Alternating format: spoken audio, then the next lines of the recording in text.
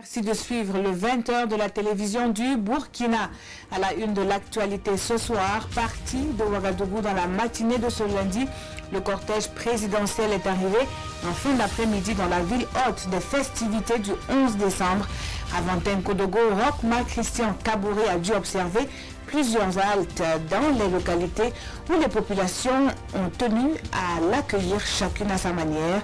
Toutes les étapes de ce voyage à suivre dans quelques instants et nous retrouverons dans quelques secondes notre équipe déployée à Tenkodogo. Retour à la raison ou respect de consignes, les appréciations divergent à la suite de nouveaux rebondissements au sein de l'ex-parti au pouvoir. Le Congrès pour la démocratie et le progrès lève toute sanction contre 27 de ses militants. De ces derniers, le Bureau politique national attend toujours le retrait des plaintes posées contre le CDP. Explication à suivre tout à l'heure. L'intérêt supérieur de la nation a guidé les travaux d'une rencontre à Waïgouya. Dans la région du Nord, les opérateurs économiques pensent financement des petites entreprises disséminées partout au Burkina. Des chiffres sont même avancés. 200 millions de francs CFA seront injectés dans le secteur à travers la Chambre de commerce et d'industrie qui tend également la main aux personnes déplacées dans cette partie du Burkina. Bienvenue à tous. Nous prenons tout de suite la direction de Tenkodogo où nous attend Nathalie Kaoré. Bonsoir Nathalie.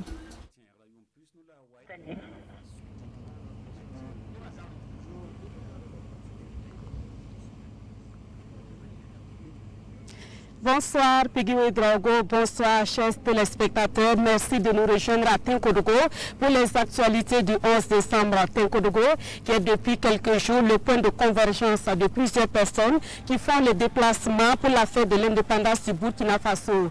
Le président du Faso a fait son arrivée ici dans la mi-journée de ce 9 décembre. Il a été accueilli par les premières autorités de la région du centre-est, des membres du gouvernement, de même qu'une population fortement mobilisée. Nous voyons cela dans ce reportage de Alidou Batini et Maxime Zongo. Accompagné d'une forte délégation pour ce déplacement dans la région du centre-est, le président du Faso, qui a choisi la voie terrestre, a préféré l'axe Giba-Garango-Tenkodougou. À chacune des escales, c'est une foule en liesse qui a réservé un accueil chaleureux au chef de l'État.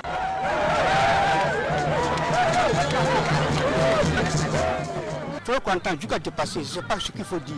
C'est ma première fois d'avoir un président qui a coulé le sol de Soumago. Nous, on a problème de l'eau, encore des problèmes des barrages, que surtout que nos populations, beaucoup sont des jardiniers, qu'on a problème d'eau, vraiment, c'est là notre problème majeur. Je souhaite le voir pour les biens qu'il a fait dans mon village. Ah, quel bien il a fait? Il a amené l'électricité. On souhaite avoir aussi de l'eau, comme barrage et autres.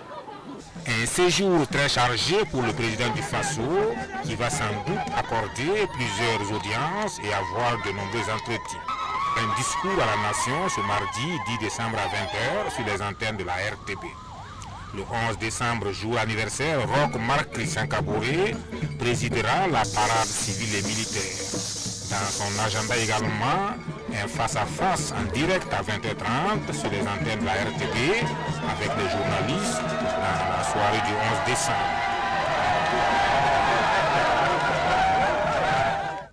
Voilà, comme vous l'avez constaté, c'est par la route que le président du Faso a effectué son voyage sur Tenkodogo. Une occasion pour lui de marquer des arrêts dans quelques localités pour communier avec les Burkinabés de ces localités. De Djiba à Garango, en passant par Kaïbo, Sinikere, Niaogo et Begdo, les populations sont sorties massivement pour réserver un accueil chaleureux à Roch-Marc Christian Kabouré. Le chef de l'État a traduit ses reconnaissances aux populations des différentes localités qu'il a eu à traverser, comme vous pouvez le voir sur ces images.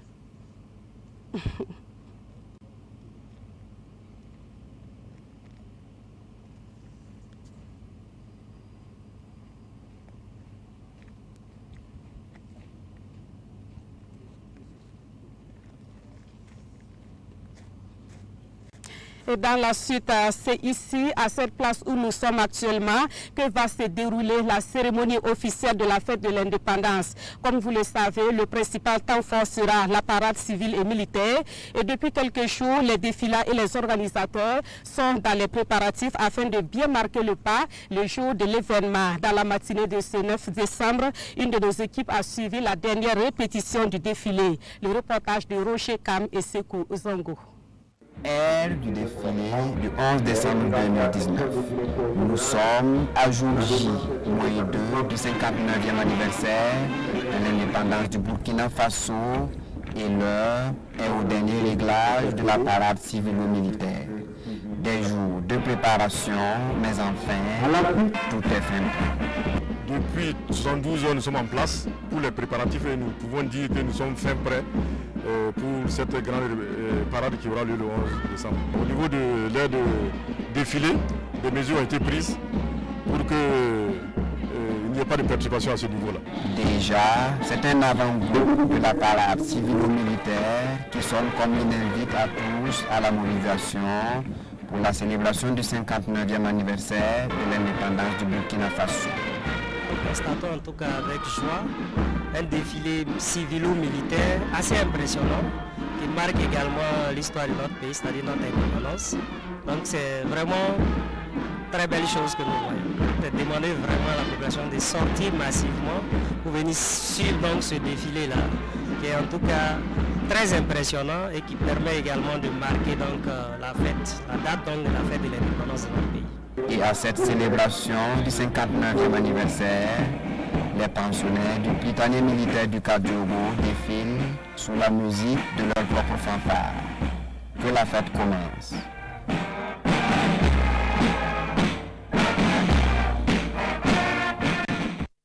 Je vous invite à présent à faire un tour à la foire de l'indépendance qui bat son plein sur le site aménagé pour la circonstance. Les exposants sont venus des 4 coins du pays pour proposer aux festivaliers des articles et des produits divers. La foire de l'indépendance offre aussi l'occasion au public de découvrir les grandes figures qui ont marqué l'histoire du Burkina Faso. Constat avec Souleymane Sanou et Ibrahim Sanou. Nous sommes sur le site de la foire du 11 décembre. Des exposants sont venus de tous les 4 coins du Burkina pour proposer aux festivaliers leur savoir-faire.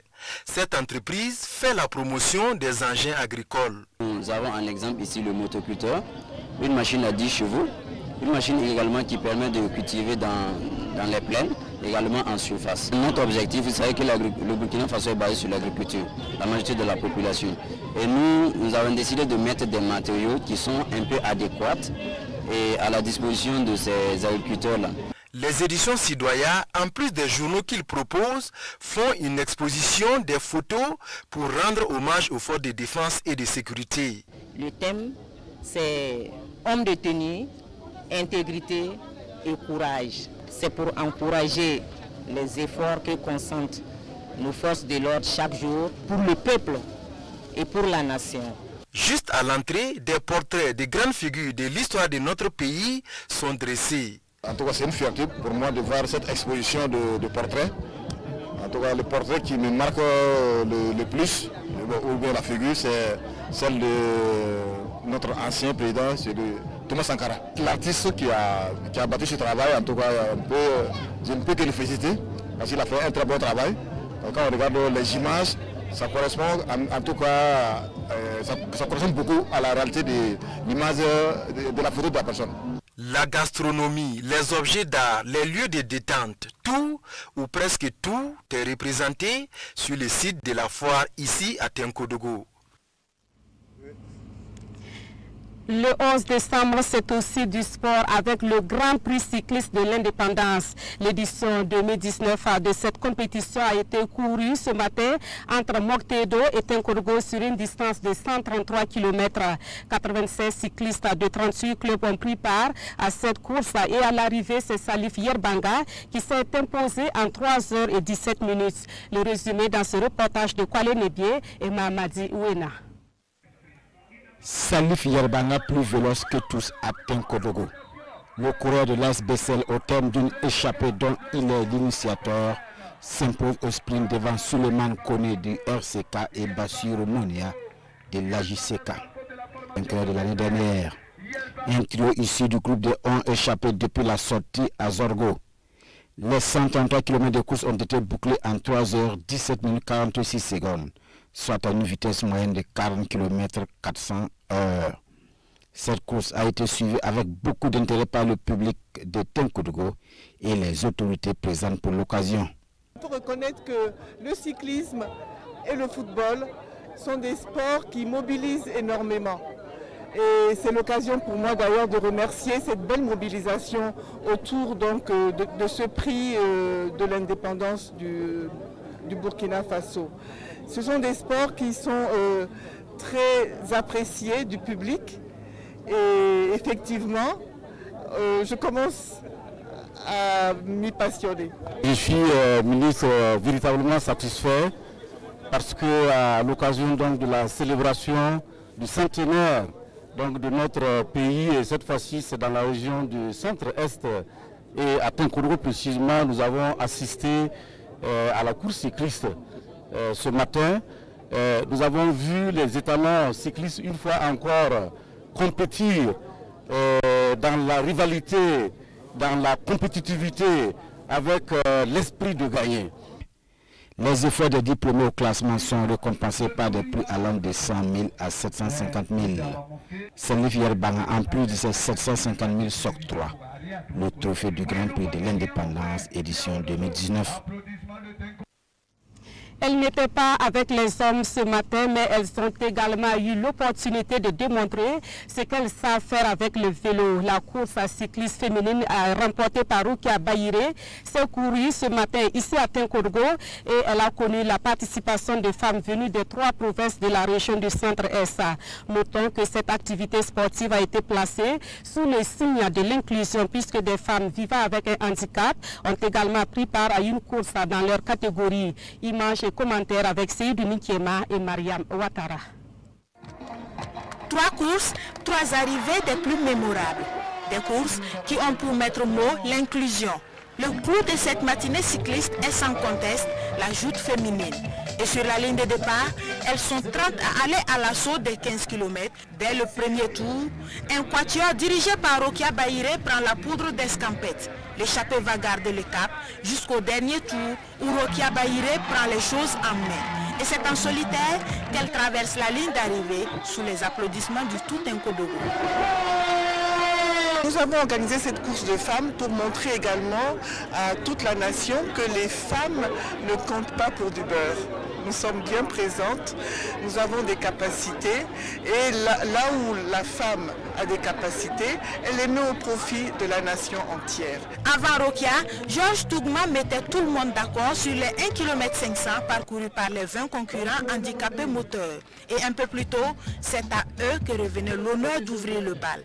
9 coureurs vivant avec un handicap visuel et leur guide pour une course en tandem.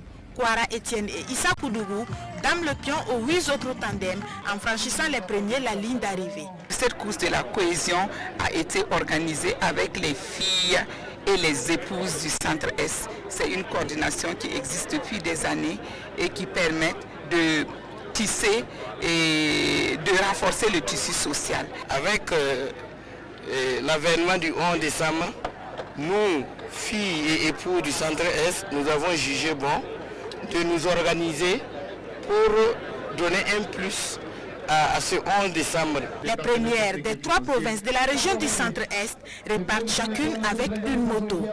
Et pour terminer la matinée en beauté, des motards réalisent des cascades au grand bonheur du public tenkodogolais. La fête de l'indépendance est une occasion pour les structures de la région qui accueillent l'événement d'organiser des activités diverses. En marge des festivités du 11 décembre 2019 ici à Tenkodogo, l'organisation de la société civile dénommée Citoyens du Renouveau a organisé un labo citoyen ce lundi. 4 communications ont ponctué cette activité dont l'objectif principal est d'accompagner le Burkina Faso à impulser un vrai développement en se basant sur la culture. Des détails avec Daouda Ouattara et Omar Zambri. Faire l'état des lieux des politiques culturelles du Burkina Faso élaborer une stratégie de définition d'une identité culturelle nationale et définir le socle et les pistes d'action pour un renouveau culturel, voici autant de défis que se sont fixés les organisateurs et participants à ce labo citoyen. Pour les organisateurs, le socle du développement véritable reste la culture. Et le Burkina Faso doit s'en inspirer pour amorcer son développement. Il y a 20-30 ans, le niveau des dragons actuels était plus bas que celui du niveau de vie des populations de nos pays. Mais aujourd'hui, faites le constat, vous verrez que entre eux et nous, c'est comme le jour et la nuit. La différence fondamentale qui peut s'observer, c'est que ceux-là, ils ont basé leur développement sur leur capacité endogène, sur leur culture. Pour Mathieu Tankwano, la machine du développement endogène est en marche et rien ne pourra la stopper. Et pour cela, le pays doit miser sur l'éducation. Une vision partagée également par le ministre de la Culture. Nous envisageons le Burkina des 50 prochaines années. Ce n'est pas demain. Parce que, comme leurs conclusions l'indiqueront un peu, déjà il y a toute une transformation du système éducatif qu'il va falloir faire. Il s'agit de changer la mentalité du Burkinabé. Nous avons déjà des résultats clairs et nets là avec le Faso d'Anfani. Au cours de ce labo citoyen, 4 communications seront animées par plusieurs acteurs du monde culturel, dont Baba Ama, ancien ministre de la Culture. Voici Pekeyou Trago, ce qu'on avait comme actualité à donner aux téléspectateurs sur le 11 décembre. Nous vous retrouvons dans nos prochaines éditions pour d'autres informations relatives donc à la commémoration du 11 décembre ici dans la région du Centre-Est. Nous vous retournons l'antenne pour la suite du journal. Merci Nathalie et à toute l'équipe déployée à Tenkodogo. Et sur notre route du retour vers Ouagadougou, nous passons par Koupela, où il s'avère difficile de ne pas se laisser séduire par une spécialité de la localité, le kamboula. Il s'agit de la repousse du rognier qui, une fois bouillie, se vend comme des petits pains au péage de Sapaga. Issa Kafando et Maïmouna Traoré ont remonté pour nous la filière du tubercule. Reportage. À chacun de ces passages à Koupela, Marie Sama achète toujours le kamboula ou la repousse de rognier. Aujourd'hui, elle en a pris pour 500. L'unité coûte 50 francs. C'est pour ma maman, elle aime ça. Donc quand je viens, moi j'étais à Koupela, je viens d'être affectée, donc elle m'a dit de payer ça pour elle. Elle est à Ouaga. Donc comme quand j'étais ici, je payais pour elle. Elle aime ça. À chaque fois que je pars à Ouaga, je paye kamboula là pour ma maman. En tout cas, c'est bon. Bon, le goût n'est pas amer, bon, c'est bon. On l'appelle nourriture des Yana, une ethnie originaire de la province du Koulpelgou. Il y avait beaucoup de rogniers chez les Yana, mais ils n'en vendaient pas. Ils les offraient comme cadeau à leurs amis. Mais je ne saurais dire avec exactitude quelle est son origine. Tout compte fait, le kamboula est très apprécié dans la province du Kouritenga. Le kamboula est très bon, un aliment naturel sans produits chimiques et sans sucre. On le fait bouillir pour le manger, mais beaucoup font sécher, piler et en consomment la poudre parce qu'elle soigne de nombreuses maladies. Dans les marchés, les gares et les lieux de grande affluence, comme ici au péage de Sapaga, des femmes et des jeunes filles en vendent. Après le marché, on les lave et on les cuit en ajoutant un peu de potasse. C'est tout. Sa préparation est toute simple. C'est jour de marché de Puitenga. C'est ici que les vendeuses se ravitaillent. 7 heures. Faouzia Kilem vient à peine d'ouvrir sa boutique qu'elle est prise d'assaut par les revendeuses. La marchandise est vendue selon sa taille. 3 à 50 francs CFA pour les petits et 5 à 100 francs pour les plus gros. On part s'approvisionner depuis 50 au Togo, mais il faut commander à l'avance. C'est le marché de Puitenga qui approvisionne de nombreuses villes comme Koupela, Ouagadougou, Moktedo et certains sites orifères. Une filière bien organisée et selon les acteurs, tous, producteurs comme vendeurs, y gagnent leur pain. 84%. C'est le taux de mise en œuvre des réformes politiques voulues par l'UEMOA au Burkina Faso. Un résultat satisfaisant qui vaut au pays les félicitations de l'Union économique et monétaire ouest-africaine. Ce matin, à la primature, la revue annuelle de ces réformes s'est tenue en présence du chef du gouvernement. Le point avec Amado Ilboudo et Maïmouna Traoré. Revue annuelle des réformes politiques, projets et programmes communautaires de l'UEMOA. Après présentation aux parties prenantes, le mémorandum est remis au Premier ministre, le chef du gouvernement qui reçoit également les félicitations du président de la Commission. Sur les 8 pays membres de l'Union, le Burkina Faso est classé premier en matière de mise en œuvre des réformes avec un taux de 84%. Le Burkina applique les textes les plus importants de l'Union dans les 3 domaines. Les textes qui concernent la fiscalité, des textes qui concernent le marché commun et les textes qui concernent les politiques sectorielles. Dans ces 3 domaines, il y a 70 textes sur les 100 qui sont appliqués à 100%. Dans les mêmes domaines, il y a 23 textes qui sont appliqués entre 40 et 99%. C'est dire que sur les 113 textes, on y a une centaine de textes qui sont en chantier au niveau du Burkina Faso. Les secteurs réels comme l'agriculture, l'élevage, l'hydraulique, l'énergie, les secteurs sociaux, l'éducation, la santé. Nous avons noté des progressions au niveau de la réalisation de ces investissements fort importants pour la vie au quotidien de nos concitoyens. L'engagement a été pris que nous puissions donc progressivement avancer sur l'ensemble de ces textes-là pour faire en sorte que à l'évaluation prochaine, nous puissions dire en tout cas nous avons fait des progrès ici par-ci, par-là. Mais sachez que ce n'est pas une volonté manifeste de ne pas les mettre en œuvre. Souvent ces textes, il y a des préalables qui sont nécessaires. Et c'est dans ce cadre-là que nous travaillons. Le Premier ministre invite les différents pays membres à la mutualisation des moyens, la capitalisation et le partage des bonnes expériences au sein de l'Union. Le bilan est tout aussi reluisant du côté de l'ASECNA, l'Agence pour la sécurité de la navigation aérienne en Afrique et Madagascar a lancé ce 9 décembre les activités commémoratives de son 60e anniversaire, un jubilé placé sous le signe de la performance. Et pour cause, l'ASECNA, qui se veut un modèle de coopération interétatique africaine, ne perd pas de vue les principes qui le définissent depuis sa création: l'efficacité, la solidarité et la coopération. Moussa Oudraogo avec Isia Canada. 12 décembre 1959, 12 décembre 2019. L'Agence pour la sécurité de la navigation aérienne en Afrique et Madagascar, ASECNA, a 60 ans. 6 décennies au cours desquelles l'ASECNA a su être au rendez-vous des grands défis de la gestion de l'espace aérien en Afrique et au Burkina Faso. Le Burkina Faso est passé au guidage radar en août dernier. Et en 2020, nous allons mettre encore en œuvre une nouvelle technologie basée sur la réception des données satellitaires pour la gestion de son espace aérien dans tout l'espace qui lui a été confié, dont la superficie est autour de 16 100 000 km².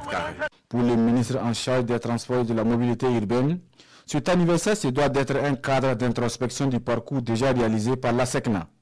Une occasion de mesurer les défis et les enjeux qui pointent à l'horizon.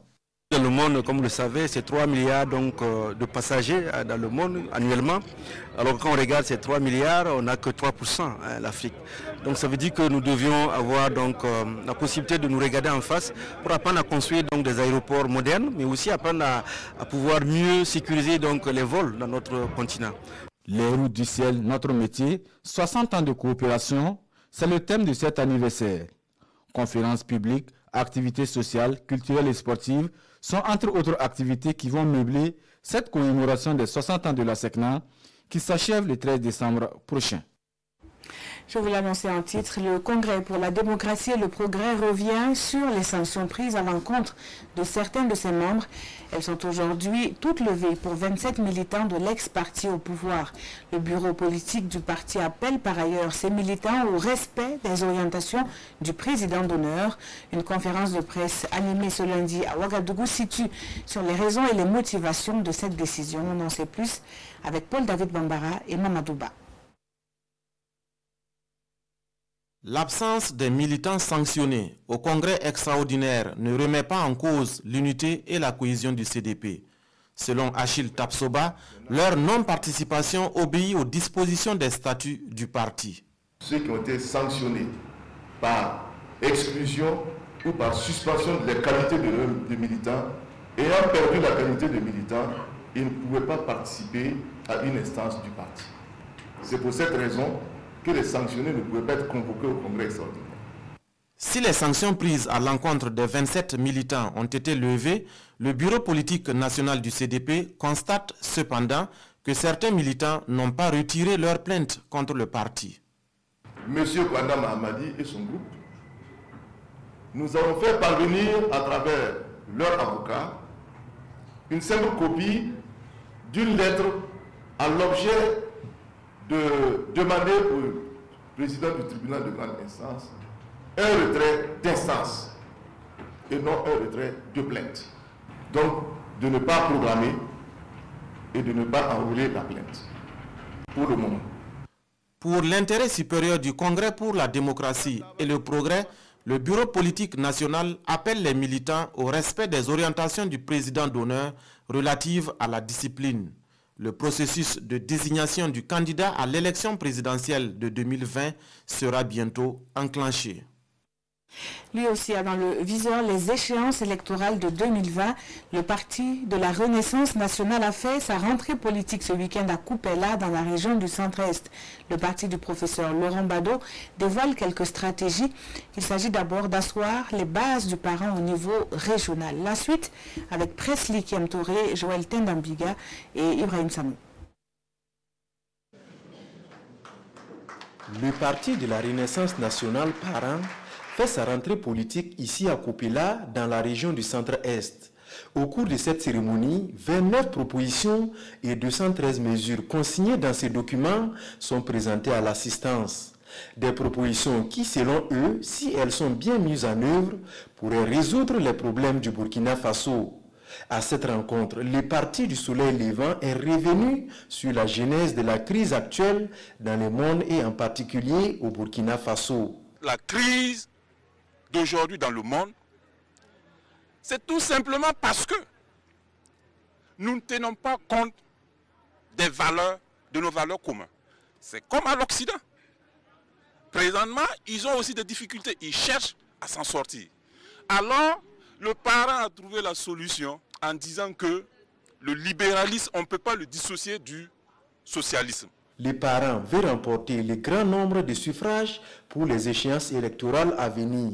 C'est pourquoi il a commencé l'installation des instances dirigeantes au niveau local. Et sur le terrain, il faut d'abord une mobilisation et pouvoir organiser le parent au niveau des provinces et au niveau des villages. Lorsqu'on a la volonté et lorsqu'on est accompagné, tout peut se passer facilement. Tu peux avoir les moyens financiers, mais s'il n'y a pas de gens derrière toi, c'est un autre problème. Le bureau national a appelé les militants et sympathisants du parti à bien vouloir se procurer les pièces d'état civil à temps afin de pouvoir voter en 2020.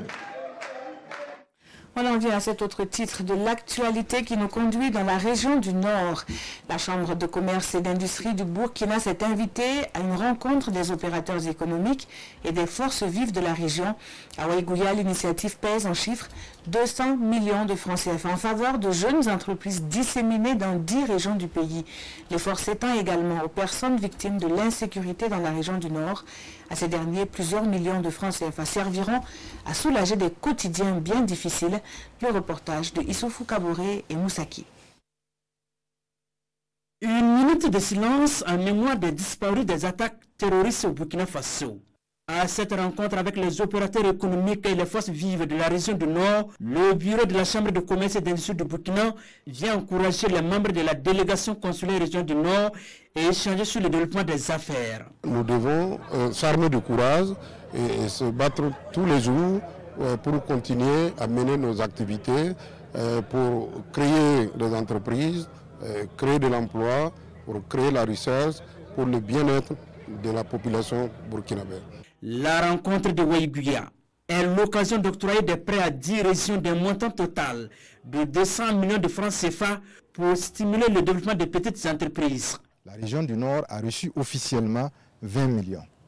Au-delà de ces 20 millions, le président national a contribué au nom de la Fondation Ali Gourga 80 millions. L'usage que nous allons faire de cet argent, c'est de soutenir les petits commerçants. Faire des prêts, quand on dit prêts d'honneur, c'est des prêts qui ne produisent pas d'intérêt. 2020 verra la réalisation d'une chambre froide à Waïguya pour la conservation des produits maraîchers d'un coût global estimé à environ 500 millions de francs CFA. Mais en attendant, la chambre remet un chèque de 5 millions de francs CFA pour soutenir les déplacés internes dans la région du Nord. De l'or bleu, on en parle à présent à la faveur d'un symposium ouvert ce matin à Ouagadougou. Plusieurs experts venus d'Afrique échangent sur cette question cruciale de la qualité de l'eau.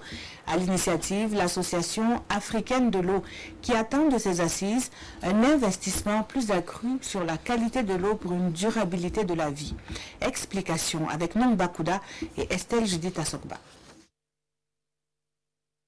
L'Afrique dispose environ 5 000 milliards de mètres cubes d'eau dans ses nappes phréatiques, 17 grands fleuves et 160 lacs. C'est dire donc que ce continent ne manque pas d'eau. Mais tenez, 320 millions de ces populations ne bénéficient toujours pas d'eau potable. Quel paradoxe! C'est inadmissible pour ces experts et techniciens de l'eau venus de plusieurs pays d'Afrique. Dans la capitale burkinabé, ils mènent ensemble la réflexion sur le sujet. Il s'agit aussi de donner non seulement l'eau de manière universelle à toutes les populations à travers le monde, mais une eau de qualité. Donc l'Association africaine de l'eau s'est penchée sur cette problématique-là, pour voir dans quelle mesure on pourrait améliorer la qualité de l'eau que nous distribuons aux populations. Et dans le cadre de ce symposium, nous allons réfléchir sur les différents aspects, mais nous allons surtout essayer de trouver les moyens de faire des plaidoyers auprès de nos autorités, auprès de l'OMS, pour que la qualité de l'eau puisse avoir une place importante dans les différents projets qui vont être menés. Investir dans la qualité de l'eau pour la durabilité de la vie, c'est le thème de ce symposium. Un thème d'actualité pour ces techniciens de l'eau, car au vu de la nécessité, ils pensent qu'il faut agir vite pour préserver la sécurité alimentaire de l'eau et par conséquent de la santé des populations. On peut dire que c'est un partage d'expérience, des échanges techniques entre praticiens du domaine, et pour un peu arrêter, disons, les recommandations, pour pouvoir un peu amoindrir les risques de pollution de l'eau. Disons, la plupart des recommandations certainement vont aller dans le sens de la prévention. Des recommandations qui visent à garantir la qualité de l'eau distribuée et préserver durablement la vie des populations. La gestion de cet or bleu dans le secteur agricole, plus qu'une nécessité, elle se ressent dans un projet qui fait la promotion de technologies simples et innovantes pour faciliter la récolte. Les petits producteurs en sont les bénéficiaires puisqu'ils ne peuvent se permettre d'enregistrer quelconque perte. Ceux des régions des Cascades et des Hauts-Bassins étaient très attentifs lors de la démonstration de ces technologies. Lamine Karantao, Amadou Lougué nous les présente. Des égreneuses multifonctionnelles capables de décortiquer jusqu'à 15 sacs de 100 kg de céréales par heure. Pour cette moissonneuse, on peut récolter 2 hectares de riz par jour. Autant de technologies post-récolte présentées aux producteurs qui ont du mal à cacher leurs émotions. Les machines, c'est très intéressant. Quand nous on demande seulement, on veut cette machine-là à la vallée. Parce que nous, on est fatigués. Nous, on est à la vallée ici. Ça fait 48 ans comme ça. On est fatigués. Mais ça peut résoudre des problèmes. Beaucoup même. Les petits exploitants agricoles constituent la principale cible du projet Mais l'épineuse question qui reste posée est le coût de ces outils agricoles. La grande batteuse coûte 3 750 000, la petite 2 250 000. Mais il faut dire qu'il y a le fonds de subvention que Agra a prévu. Lorsque le mécanisme sera opérationnel, les producteurs seront informés. Les outils et machines que nous vous avons présentés permettent non seulement de réduire la pénibilité des tâches post-récolte, mais aussi de disposer de produits de qualité à la fois pour la consommation et pour la vente. Le projet intitulé « Intensifier les chaînes de valeur du maïs et du niébé pour améliorer les revenus et la sécurité alimentaire des petits exploitants agricoles dans les cascades et les hauts bassins » est mis en œuvre par un consortium de 8 membres. Un projet financé par Agra, l'Alliance pour la Révolution verte en Afrique. Voilà qui met fin à ce journal. Merci de l'avoir suivi. Très bonne soirée sur la télévision du Burkina.